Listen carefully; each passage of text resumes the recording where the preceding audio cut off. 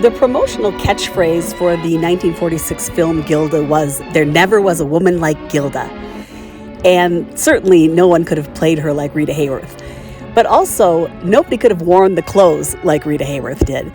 Nevertheless, the studio, Columbia Pictures, tried to get as much mileage out of these costumes after Gilda was finished filming as they could.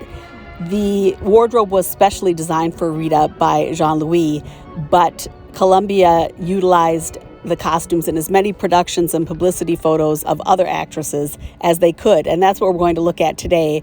It's really fun to see who else wore these costumes. So we'll start at the very beginning with the very famous costume that is in the first scene that Rita appears in Gilda, where she says, I'm not even going to try to repeat it because nobody can say it like she says it.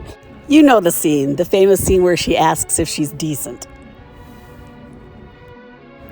And who's wearing it but the beautiful Adele Jurgens, who was Columbia's favorite contract player. She was with Marilyn Monroe in Ladies of the Chorus in 1948. And in 1947, she was in Down to Earth with Rita. And she looks absolutely beautiful in this gown.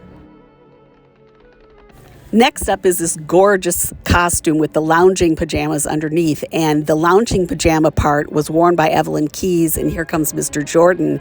And here's the fun part, it's blue. I never would have guessed that it was blue. And she looks great in it, but not as good as Rita. This particular gown is shown only for a few seconds in the film, which is such a shame. But there are some pictures of her with Jean-Louis where you get a little bit more detail. Now here you see Annabelle Shaw wearing it, and you get a nice long look at it, full length. And that was in the film Bulldog Drummond Strikes Back, which was released in 1947. And then that same year, you have actress Sheila Ryan wearing it in Lone Wolf in Mexico. And then in a funny twist, there's a publicity photograph here of her with her co-star in that film, Gerald Moore, who you will remember as the man who danced with Gilda when she was trying to make Johnny jealous, and then she rebuffed him. So it all comes full circle at Columbia. We see this costume very briefly because Gilda is too busy telling Johnny that she hates him so much that she's going to die from it. But Mary Currier in the 1946 movie Return of the Whistler doesn't seem to be having any problems.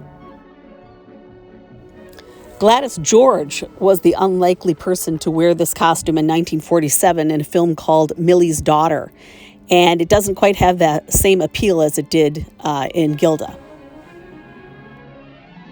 And the movie Millie's Daughter also used this costume where Rita sings Put the Blame on Mame in her own voice. And it was worn by Gay Nelson in Millie's Daughter. A year later, in 1948, you can see Lenore Aubert wear it in The Return of the Whistler. One of my favorite costumes from Gilda is this gorgeous sequin number, and it was again worn by Adele Jurgens. In this photo, it might just be a publicity photo. I don't know if she wore it in a film. This costume is rather risque. In the movie, you can actually see right through it, but it's so beautiful, and it's the one she wears right before she goes to Carnival. And once again, Adele Jurgens was tapped to wear this, and it looks beautiful on her. This is a stunning gown, and an interesting one because Rita wears it rather asymmetrically. It was used in a lot of the promotional material for the film. And then it was later worn by Leslie Brooks in The Secret of the Whistler, which was released the same year. She doesn't give it quite the same verve, but she does wear it symmetrically. Now, this black satin funeral suit, I haven't found being worn by anyone else in another film, but Rita herself loved this suit and wore it often to public events. Here she is wearing it at an event with Lee Bowman, who was her leading man in a couple of films. Now, Jean-Louis said that the black Put the Blame on Mame dress was in shreds by the end of filming and was never worn by any other actress. But it looks like Columbia tried to do a pretty bad Photoshop job with Patricia Knight's head on Rita's body. Patricia Knight was married to Cornell Wilde, by the way.